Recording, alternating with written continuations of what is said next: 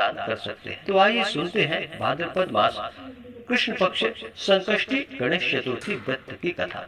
तो बोलिए प्रेम से भगवान गणेश की जय, भगवान भोलेनाथ की जय, माता पार्वती की जय। बहुत समय पहले की बात है कि एक बार माता पार्वती जी ने भगवान गणेश जी से कहा कि हे पुत्र, भाद्रपद कृष्ण पक्ष चतुर्थी को संकट नाशक चतुर्थी कहा गया है, अतः उस दिन का व्रत किस प्रकार से किया जाता है मुझे समझाकर तुम बतलाओ। गणेश जी ने कहा कि हे माता, भादो कृष्ण चतुर्थी सब संकटों की नाशक, विविध फलदायक एवं संपूर्ण सिद्धियों को देने वाली पूर्व वर्णित विधि से ही पूजा करनी चाहिए। हे पार्वती, इस व्रत में आहार संबंधी कुछ विशेषताएं हैं, उन्हें बतला रहा हूँ।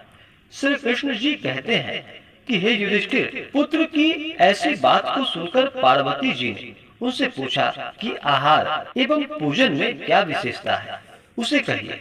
गणेश जी ने कहा कि गुरु द्वारा वर्णित प्रणाली से स्थिर भक्ति भाव से पूजन करें।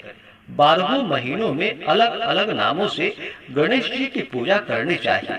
विनायक, एकदंत, कृष्ण पिंग, गजानन, लंबोदर, भालचंद्र, हेरम्ब, विकट, वक्रतुंड, आकुरत, विघ्नराज और गणाधीप, इन 12 नामों से व्रती को गणेश जी की पूजा करनी चाहिए।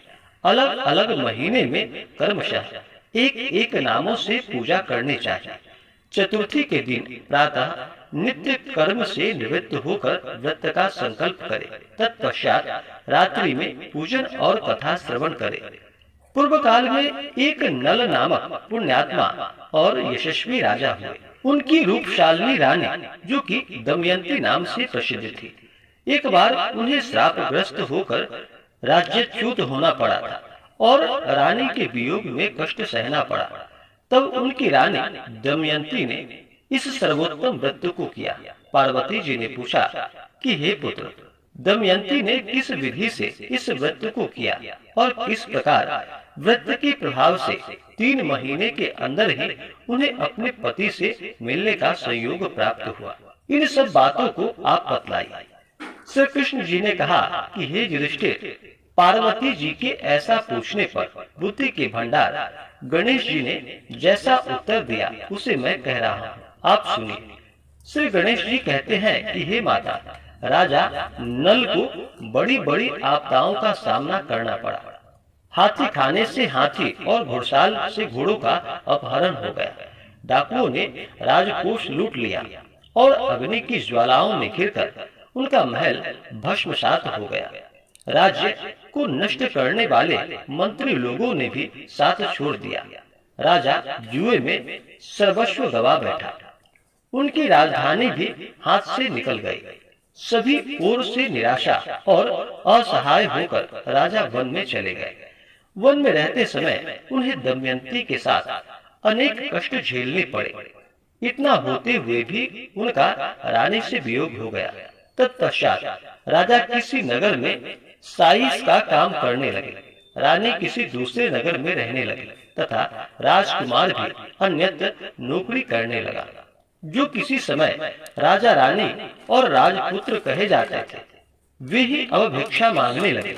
तरह तरह के रोगों से पीड़ित होकर एक दूसरे से विलग रहकर कर्म फल को भोगते हुए दिन बिताने लगे।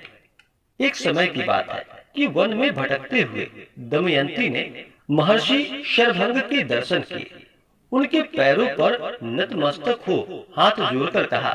दमयंती ने पूछा कि हे ऋषिराज, मेरा अपने पति से कब मिलन होगा? किस उपाय से मुझे हाथी घोड़ों से युक्त घनी आबादी वाली नगरी मिलेगी? मेरा भाग्य कब लौटेगा? हे मुनिवर, आप निश्चय रूप से बताइए। श्री गणेश जी कहते हैं कि दमयंती का यह प्रश्न सुनकर शरभंग मुनि ने कहा कि हे दमयंती, मैं तुम्हारे कल्याण की बात बता रहा हूँ, तुम सुनो। इससे घोर संकट का नाश होता है, सब कामनाएं पूर्ण करने वाला एवं शुभदायक है। भादो मास की कृष्ण पक्ष चतुर्थी, जो कि संकट नाशन कही गई है, इस प्रकार नर नारियों को एक दंत गजानन की पूजा करनी चाहिए। विधि पूर्वक व्रत एवं पूजन करने से रानी तुम्हारी संपूर्ण इच्छाएं पूरी होंगी। 7 महीने के अंदर ही तुम्हारे पति से मिलन होगा, यह बात मैं निश्चय पूर्वक कहता हूँ।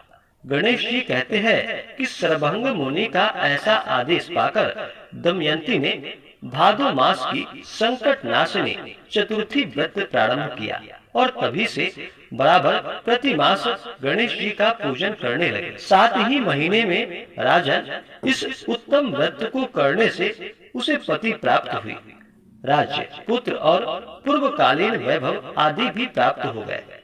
श्री कृष्ण जी कहते हैं कि हे युधिष्ठिर, इस प्रकार इस व्रत को करने से आपको भी राज्य की प्राप्ति होगी और आपके सभी शत्रुओं का नाश होगा, यह निश्चय है। हे राजन, इस प्रकार मैंने सभी व्रतों में उत्तम व्रत का वर्णन किया। यह सब कष्टों का नाश करता हुआ आपके भाग्य की वृद्धि करेगा। तो बोलिए प्रेम से भगवान गणेश की जय, भगवान श्री कृष्ण की जय। संकष्टी गणेश चतुर्थी का व्रत करते हैं। भगवान गणेश जी की कृपा से उनके सभी दुख और कष्ट दूर हो जाते हैं तथा सभी प्रकार के सुख और समृद्धि की प्राप्ति होती है। आई होप आपको ये वीडियो अच्छा लगा होगा। ऐसे वीडियो को देखने के लिए मेरे चैनल को लाइक करें, सब्सक्राइब करें तथा बेल आइकन पर क्लिक करें और कमेंट करें।